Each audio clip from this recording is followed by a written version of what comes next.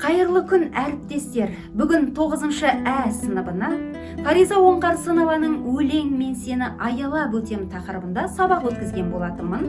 Аталған тақырып бойынша өткізілген сабаққа өзіндік талдау жасап өтейік. Оқу мақсаттары: шығармадағы үзінділерді шығармашылық жұмыста қолдану, сондай-ақ шығармадағы әдеби тілді айшықтау мен құбылту түрлеріне талдау жасай отырып, автор стиліне баға беру болатын. Осы оқу мақсаттарына қол жеткізу үшін қызығушылық ояту кезеңінде дәлелдемелер тізбегі әдісімен жұмыс жасалды. Ал мағынаны тану кезінде бейнелі оқу әдісі, ойнада ойлан, салыстыр және сарала әдісі, сондай-ақ адасқан әріптер әдісі қолданылды.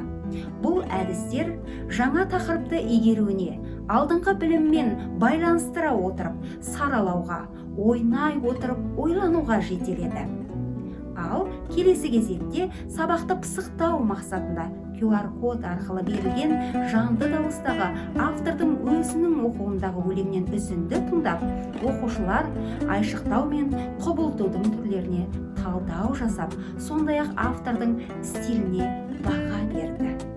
Ал сабақты бекіту кезеңінде оқушылар Google формат арқылы берілген тест тапсырмаларын орындап, дер кезінде тест тапсырмаларының нәтижелерімен интербелсенді тақта арқылы танысты.